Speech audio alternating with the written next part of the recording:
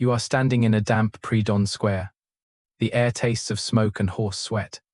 Torches sputter against the mist. A wooden stool sits in the center, rough and ordinary, and yet it has been chosen for something irrevocable. A crowd gathers, not in curiosity but in duty. Your neighbors have been ordered to come. The law will find them if they stay away. A priest in his robes intones a blessing as if what is about to unfold is holiness. Then they drag her out, a woman you know, perhaps the woman who once sold you bread, perhaps your neighbor's wife, stripped not only of cloth but of status. Her hair is torn down, cut ugly and uneven. Children you once played with are given stones. They throw them. The town that raised her becomes, in an instant, her executioner. If you think this sounds like a scene from a nightmare, wait. This was ordinary life across medieval Europe. This is what happened to women accused of adultery, again and again. And this is the Royal Archives. We tell these stories because forgetting is how cruelty survives. If you think stories like this should be buried no more, hit like and subscribe. We're just getting started. Pull back and look at the map of power. This wasn't random cruelty. This was a coordinated technology of control, legal codes, parish rituals, town ordinances, communal obligations, all working together to turn a private fear into public theater. In a world without DNA tests, without stable record keeping, lineage was law and a wife's body was evidence. Adultery wasn't primarily a moral failing. It was a potential theft of inheritance, an existential threat to alliances and fortunes. So what looks like personal vengeance was, in fact, political engineering, punishments designed not only to harm one woman but to discipline every woman who watched and every man who might lose control of his lineage. By the end of this film, you'll see why these rituals are better understood as systems of social engineering tools to make obedience visible and rebellion unimaginable. To understand how the machine worked, consider its elements. First, legality, codes that framed a woman's sexual autonomy as a property violation. Second, ritual, public spectacles sanctified by priests and enforced by civic officers. Third, compulsion, laws forcing the community to witness and to participate. Fourth, permanence, marks, mutilations, and records that denied recovery. Together these made cruelty efficient and lessons durable. The punishments were not chaotic improvisations. They were bureaucratic choices designed to maximize humiliation and minimize ambiguity. The purpose was functional: deter, isolate, and erase. Now imagine the punishment in sequence so you feel its logic. They shaved her hair, not a neutral act, but a symbolic unmaking. In medieval symbolism, hair was identity, dignity, the visible sign of marriage and modesty. To shave a married woman was to strip her of legitimacy. Then, in many towns, they paraded her naked, a legal and theological claim that the public body had the right to display and judge a female body. Streets were chosen deliberately, past the church where she wed, past the market where she bought food, past houses that had known her since childhood. Citizens could be fined for not attending. Some were paid to stand and hurl insults. The spectacle lasted hours. Sometimes it ended at her own doorstep, where the husband had already locked the door and neighbors had taken her things. Social death was part of the punishment, excommunication from work, worship, and marriage. The message delivered in bloodless terms: one accusation can consume a life, but when accusations demanded certainty, ritual sought divine arbitration. Trial by water and hot iron were not pseudoscience. They were a theologically coherent system. Water, blessed at the font, was believed to reject sin. The accused was bound in ways that made swimming impossible and cast into a pool before the whole town. If she sank, she had been accepted by the water. A paradox. Sinking could mean innocence, but often it meant drowning before anyone could save her. If she floated, she was dragged out as evidence of guilt and frequently executed on the spot. Trial by hot iron followed similar logic, an ordeal designed to make physical response stand in for moral truth, in a culture where God was imagined as an active arbiter in daily life. Theologically coherent or not, the result was a forced bet on survival under terror, a procedure that could maim, brain damage, or kill and then be recorded in a ledger as righteous judgment. For many accused women, the punishment was designed to last. Mutilation, the cutting of noses, ears, or the branding of the face, turned a person into a living record. These were not private scars. They were public documents. A missing nose or an A branded into skin was legible across markets and years. It denied a woman the ability to remarry, to beg, to find work. It removed anonymity and replaced it with a perpetual shaming intended to teach not only the punished but every witness. There are town accounts that even itemized payments to the men who performed these mutilations, a necromancer of cruelty paid by the procedure. The legal language was often blunt, shall rather than may, embedding permanent disfigurement as a default outcome, but cruelty had other, quieter forms.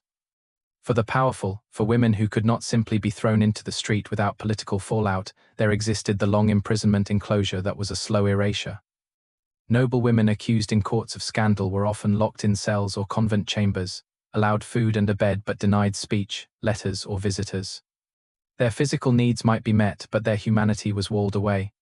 Some were immured, bricked into small cells with only a slot for food. Years passed as a ledger entry. The silence that followed was not mercy. It was a technique of disappearance. We now know solitary confinement itself inflicts deep psychological damage. But at the time it was framed as time for repentance, a narrative used to sanctify slow annihilation across these forms' public procession. Ordeal, mutilation, enclosure noticed the recurrent pattern, the community as both spectator and instrument. Town officers, priests, craftsmen who worked as barbers and blacksmiths, neighbors, even children, were woven into the punishment's choreography. Attendance was mandatory. Participation could be commanded by fines and civic duty. That's why these punishments worked. They distributed responsibility so widely that it became normal. The culpability diffused. The cruelty embedded.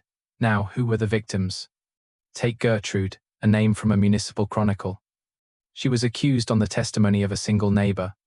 No formal proof existed. Still, she was tied to a post and her nose and ears were removed in the market square while her children watched. Afterward, she was divorced, barred from work, and found dead months later, presumed to have starved. Her mutilation did not merely punish. It made her unemployable and forced her into what legal systems called social death.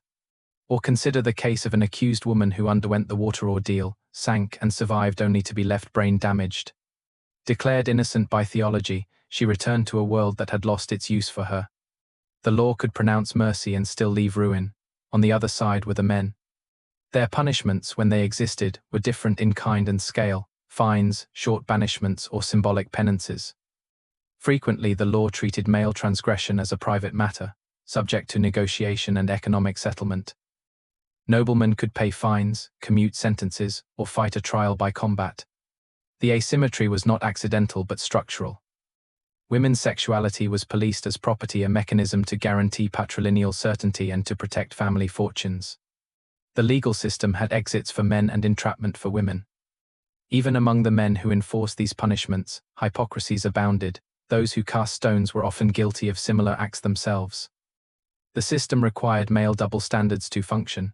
You might ask, did the church object? The answer is complicated. Some clerical authorities criticized certain rituals. The Lateran Council in 1215 condemned judicial ordeals. Not because they were cruel, but because forcing God into human-run tests was theologically improper. That objection regulated a ritual form, not the underlying misogyny. Where ritual forms shifted, the penalties often persevered in different guises. Legal reform could adjust the ritual and still preserve the system's punitive goals. That persistence is important because it shows this cruelty was resilient. It adapted rather than collapsing. Think about the consequences across generations. These punishments didn't merely silence an individual voice. They reshaped communities. Children watching a mother's humiliation could internalize obedience as survival. Families who saw the legal power to cut, brand, or wall away a woman learned the contours of acceptable female behavior. Public memory shaped private fear. And the scars, literal and archival, created a historical landscape where women's bodies became the instruments that maintained social order. The echoes reach us. The mechanisms of shame, the double standards about sexual conduct, the public shaming of women's bodies, these are not relics neatly confined to the past. They mutated, but their logic survives in modern patterns of victim blaming, reputational destruction, and gendered punishments that operate socially if not legally. So what are we left with? The essential lesson is this: these punishments were not the products of sporadic cruelty but of systems, law, ritual, economy, and theology fused to protect property and control lineage. The horror is not that medieval people were uniquely barbaric, but that ordinary institutions, courts, parishes, markets can be marshaled to make brutality feel like necessity. Remember Gertrude.